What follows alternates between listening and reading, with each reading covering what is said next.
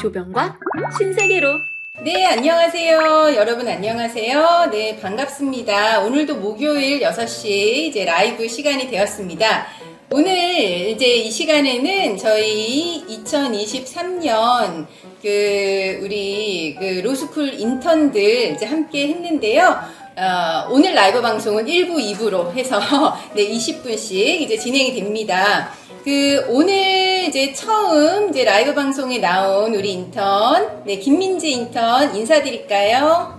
안녕하세요. 저는 이번에 법무법인 신세계로의 동계 인턴으로 참여한 김민재라고 합니다. 반갑습니다. 네, 우리 김민재 인턴, 이제 내일이면 인턴 생활이 끝나죠? 어땠나요? 우리 신세계로에서, 한 2주 정도 있으면서?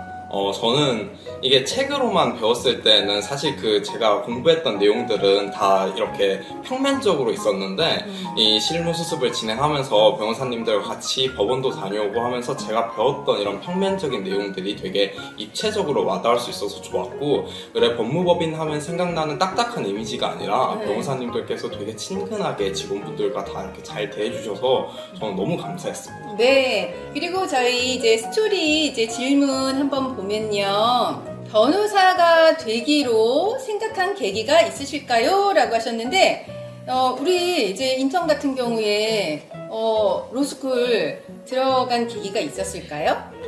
저는 이 신세계로의 대표 변호사님이신 조인석 변호사님께서 예전에 변호사로서 활동하셨던 네. 사건 중에 나영이 사건을 계기로 해서 뭐 약자를 돕고 싶다는 생각이 되게 강하게 들었기 때문에 변호사를 처음으로 꿈꾸게 되었습니다. 그래요? 그리고 제가 우리 법무법인 신세계로에서 가사상속에 더 관심을 갖게 된 것은 이제 아무래도 아이들을 위해서는 이혼을 하더라도 잘하는 게 중요하고 또 이렇게 양육이라던가 이런 친권을 어떻게 누가 갖는지가 굉장히 중요하다는 생각이 들어서 제가 가진 꿈을 한 발짝 더 이렇게 실현하기 위해서는 반드시 필요한 경험이라고 생각해서 인턴도 지원하게 되었습니다. 그렇군요. 요즘 젊은이들은 되게 구체적이에요. 사실 저 때만 하더라도 이런 구체적인 꿈이 있어가지고 막 변호사를 했던 거는 사실 아니고, 막연히 이제 법대를 가고, 이제 법대 가서 이제 사법시험을 보고, 이제 연수원 가서 이제 뭐 판사 시보도 해보고 검사 시보도 해보고 하니까 변호사가 그냥 나은 것 같다라고 해서 이제 사실 변호사 생활을 이제 시작하면서 저는 이제 가사 쪽을 하게 되니까 이제 이쪽을 전문으로 하게 된 건데, 요즘 젊은이들은 이렇게 꿈이 구체적입니다. 네. 4년 살았는데 유책사유 배우자에게 재산분할 꼭 해야 하는 건가요? 라고 하셨어요. 그러니까 혼인기간은 4년이 됐고, 상대방한테 유책사유가 있는데 상대방이 재산분할을 달라고 하나 봐요. 유책 배우자도 재산분할 받을 수 있을까요? 없을까요? 우리 인턴 어떻게 생각하나요? 제가 알기로는, 물론 제가 잘 아는 것은 아니지만 유책 배우자, 즉 이 혼인이 파탄난 것에 대해서 과실이 귀책 사유가 있는 배우자라 하더라도 그 배우자는 재산 분할에는 기여를 했을 가능성이 굉장히 높기 때문에 재산 분할을 받을 수 있는 것으로 저는 알고 있습니다. 지금 방금 댓글에 요즘 아오리 씨 때문에 더한 듯 이렇게 댓글이 올라왔는데, 네, 그렇죠. 이제 혼인 파탄의 책임이 있는 사람도 이제 재산 분할은 받을 수가 있습니다. 그리고 혼인 파탄의 책임하고 재산 분할은 그다지 상관은 없고요. 이혼이 되는 경우에는 재산 분할은 기여도에 따라서 분할이 이제 되거든요. 또 아오리 씨뿐만 아니라 최근에 이제 모 재벌 이혼 사건도 언론에서 굉장히 많이 이제 떠들었는데, 이제 거기도 이제 유책 사유하고는 상관없이 재산 분할이 됐죠. 그래서 유책자도 재산 분할은 받을 수가 있습니다. 네, 또 질문이 아오리가 합의 이혼 후 상간녀 소송한다는데, 합의 이혼할 때 전 남편이 상간녀 소송할지 몰라서 못 막은 걸까요? 이제 이렇게 물으신 것 같아요. 그러니까 이제 아오리 씨가 이제 언론에서는 협의 이혼했다라고 이제 나왔는데, 이제 협의 이혼해가지고 원만하게 그냥 다 끝난 줄 알았더니 이제 지금 와서 이제 상간자 소송을 진행을 한단 말이죠. 그러면은 이제 지금 이 질문자분이 궁금한 거는 남편하고 합의서를 쓰고 협의 이혼을 했을 텐데 어떻게 지금 상간자 소송을 진행을 하느냐, 그거는 합의서에 안 들어갔나? 이제 그거가 궁금하신 것 같아요. 어떻게 생각하나요? 우리 이제 김민재 인턴은 이제 아우리 씨가 남편하고 협의 이혼하면서 합의서를 제대로 안 썼기 때문에 이제 상간자 소송 별도로 하는 걸까요?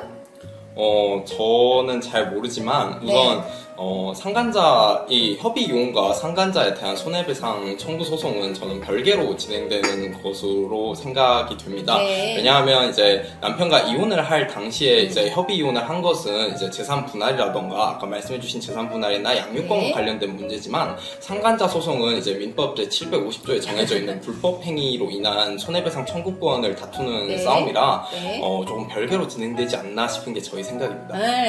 이제 협의 이혼할 때 이제 부부지간에 합의서를 쓰긴 하거든요. 근데 거기 합의서에 이제 그런 문구는 들어가요. 이후에 위자료 재산분할 청구하지 않는다는 문구는 들어가는데 이제 중요한 거는 그거는 부부지간의 합의서여서 이후에 위자료 청구하지 않는다는 거가 상간자한테까지 미치지는 않아요. 그래서 아우리 씨가 그 협의 이혼 합의서를 썼다라고 하더라도 그 절차가 끝난 이후에 상간자 소송은 진행이 가능한 겁니다. 별개이지만 소송 못하게 처음부터 합의혼에 쓸 수 있나요? 라고 이제 하신 건데, 이제 그럴 경우에는 합의서 이제 자체에 그 상간자도 당사자로 들어가야지 돼요.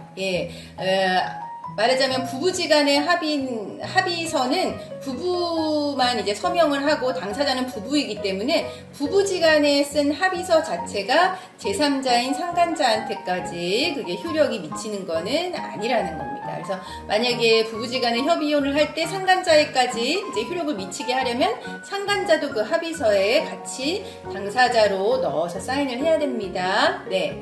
스트레스 어떻게 푸세요? 라고 하셨는데 우리 김민재 인턴 스트레스 어떻게 푸나요? 로스쿨생으로 스트레스 너무 많을 것 같은데. 법학 전문 대학원을 다니면서 네. 저는 정말 저희 동기들도 그렇고 뭐 정말 똑똑한 사람들이 되게 많아서 제 스스로 이런 부족한 능력들에 대해서 가끔 이렇게 스트레스를 받을 때가 있는 것 같습니다. 네. 사실 스트레스는 어느 집단에 소속을 하든 받는 것이라서 네. 이렇게 스트레스를 더 잘 푸는 게 중요하다고 생각을 합니다. 네. 저는 보통 산책을 하면서 스트레스를 많이 푸는 것 같습니다. 산책을 하면서. 특히 시험 기간에 이번 겨울 시험 기간에 되게 춥고 이렇게 공부할 것도 많고 그랬음에도 불구하고 저는 이제 식사 후에 한 1시간 정도나 30분 정도 산책을 꼭 하면서 생각을 좀 정리도 하고 좀 이렇게 제가 나아갈 것들 못했던 것들 이런 것들 좀 되돌아보면서 마음을 좀 차분히 가라앉히는 게 제 스트레스 해소법에 좀 도움이 됐던 것 같습니다. 네. 아니 그 이야기 들어보니까 우리 김민재 인턴 드럼도 친다는데 드럼 치는 걸로 스트레스 해소는 안 하나요? 제가 드럼을 그렇게 잘 치는 것이 아니라서 이렇게 스트레스가 풀린다기보다는 스트레스가 좀 쌓이는 경우들이 많더라고요. 드럼을 치면 스트레스가 쌓이는 경우도 있다. 네, 그렇군요. 네. 저 같은 경우는 스트레스 이제 있을 때 이제 태극권을 한다던가 아니면은 뭐 맛있는 거를 먹는다던가 아니면 맥주 한 잔이 이제 스트레스 해소에 가장 효과적인 것 같습니다, 여러분. 네. 이혼 후 군인연금 받는 시점에서 50%를 받기로 판결을 받았는데 그 시점에서 상대방이 주지 않으면 어떻게 해야 할까요? 라고 하셨어요.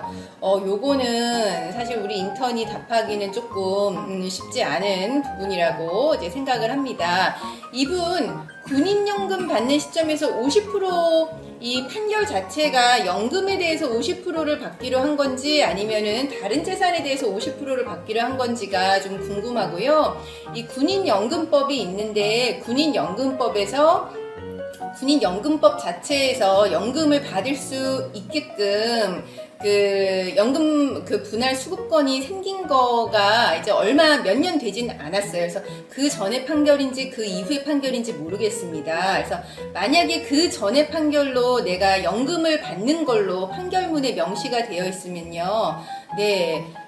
아니면은 그 이후에 이제 그 연금까지 포함해서 받는 걸로 되어 있으면 군인연금법에 의해서 50%를 이제 받을 수가 있으세요. 그래서 이거는 상대방이 주지 않으면 군인연금, 말하자면 군인연금공단 측에 내가 바로 청구를 할 수가 있는 권리가 있습니다. 그래서 이거는 남편한테 이야기하지 않고 바로 그 관리공단, 연금관리공단에 청구를 하시면 이제 되세요. 성향이 다르다는 걸 받아들여야 하는 게 맞는 거겠죠? 친구 관계든 연인 관계든. 근데 어렵네요. 팁 좀 주세요 라고 하셨어요. 어떻게 해야 될까요? 인턴 어떻게 생각하나요?